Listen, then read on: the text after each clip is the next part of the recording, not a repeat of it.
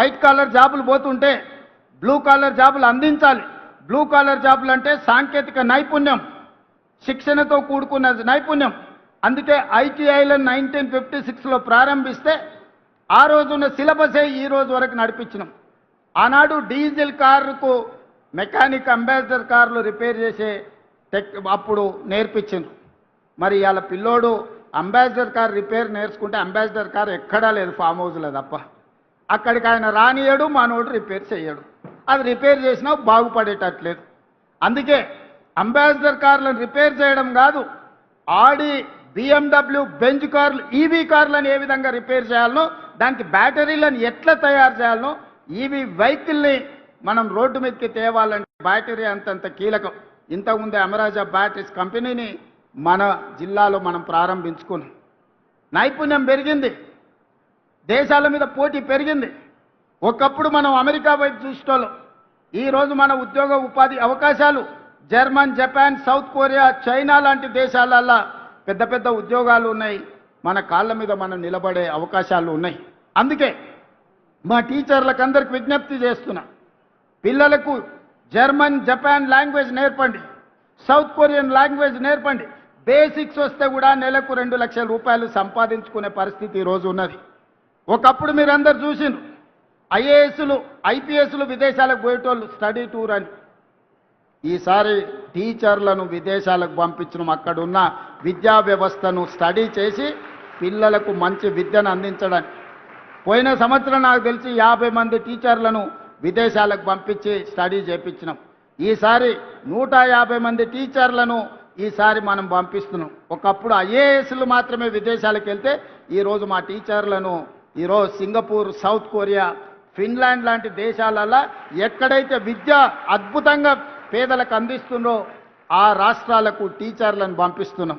State formation day రోజు best performed టీచర్లకు awards ఇవ్వాలని ఈరోజు నిర్ణయించుకున్నాం. అదేవిధంగా పాఠశాలల్లో చదువుకునే పిల్లలకు ఒకప్పుడు బట్టలు ఎప్పుడో లేకపోతే చెప్పులు ఎట్లుండేటివో తెలియని పరిస్థితులు. ఈరోజు తెలంగాణ ఎడ్యుకేషన్ కిట్ పేరు మీద 9 వస్తువులతోని స్కూల్ బ్యాగ్, స్పోర్ట్స్ డ్రెస్, 2 జతల బట్టలు అన్ని రకాల ఇవ్వాలి అని ఈరోజు ప్రభుత్వం నిర్ణయం తీసుకుంది. దానికోసం దాదాపుగా 1000కి పైగా కోట్ల రూపాయలు ఖర్చు పెట్టి జూలై ఎండింగ్ 15th ఆగస్టు లోపల 27,50,000 మంది విద్యార్థులకు ప్రతి ఒక్కరికి 9 వస్తువులతో తెలంగాణ ఎడ్యుకేషన్ కిట్ 15 ఆగస్టు లోపల మీకు ఇవ్వబోతున్నాము. 27.5 లక్షల మంది విద్యార్థుల అభిప్రాయం వాట్సాప్లో లోడ్ చేసి మీకు వచ్చిన వస్తువులు బాగున్నాయా, బాగలేవా, మీ అభిప్రాయాలు చెప్పే విధంగా ఈరోజు విద్యాశాఖను తీర్చిదిద్దుతున్నాం. అందుకే మిత్రులారా, ఎవరైనా మిమ్మల్ని ప్రభుత్వ పాఠశాలలో చదువుకుంటే ఏమవుతారు, గవర్నమెంట్ స్కూల్కి వెళ్తే ఏం కారు కదా అని చెప్తుంటారు. మీరు ఒక్క మాట చెప్పండి, ఆ విధంగా మాట్లాడే బంధువులకైనా, మిత్రులకైనా, ఎవరికైనా ప్రభుత్వ పాఠశాలలో చదువుకుంటే తెలంగాణ రాష్ట్రానికి ముఖ్యమంత్రి కావచ్చని నన్ను చూపించండి. నేను ఎక్కడి నుంచో ఊడిపడలే, నేను ఆకాశంలో నుంచి అద్భుతంగా కిందికి రాలే. ఇక్కడనే పక్కలో ఉన్న వనపర్తిలో ప్రభుత్వ పాఠశాలలో చదువుకొని తెలంగాణ రాష్ట్రానికి ముఖ్యమంత్రి అయినా ఇది నాకు గర్వకారణం. 1984 ఎన్నికల్లో నా ఇంటర్మీడియట్ ఫస్ట్ ఇయర్లో ఉన్నప్పుడు డాక్టర్ జిల్లెల చిన్నారెడ్డి గారికి యూత్ కాంగ్రెస్ ప్రెసిడెంట్కి ఎమ్మెల్యే టికెట్ ఇస్తే చిన్నారెడ్డి గారిని గెలిపించండి అని ఈ కొత్తకోట నుంచి మొదలు పెడితే ఈ నియోజకవర్గం మొత్తం గోడల మీద రాసి చిన్నారెడ్డి గారిని గెలిపించండి అని ఎన్నికల్లో ప్రచారం చేసిన నేను.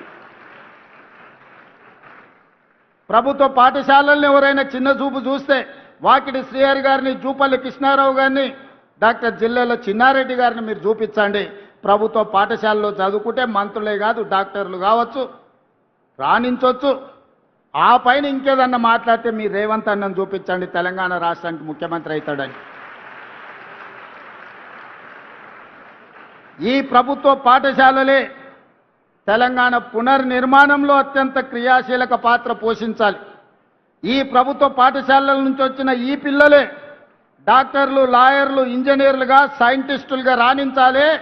ఈరోజు పలుగు పారబట్టిన ఈ చేతులే కలం బట్టాలి, తెలంగాణ తలరాతను మారవాలి. 3 ఎకరాల భూమో ఇందిరమ్మ ఇల్లో షాదీ ముబారకో మన భవిష్యత్తులో కొంతనే మేలు చేస్తాయి. కానీ ఈరోజు మీరు అందుకుంటున్న మీరు చదువుకుంటున్న ఈ చదువు ప్రభుత్వం అందిస్తున్న ఉదయం పూట పెట్టే టిఫిన్ కావచ్చు, మధ్యాహ్నం పెట్టే భోజనం కావచ్చు, దీన్ని పూర్తిగా సద్వినియోగం చేసుకొని చదవండి, రాణించండి. రాణిస్తే ఉజ్వల భవిష్యత్తు ఉంటుంది. మన భవిష్యత్తుకు చదువు ఒక్కటే మన జీవితాన్ని వెలుగులు నింపుతుంది.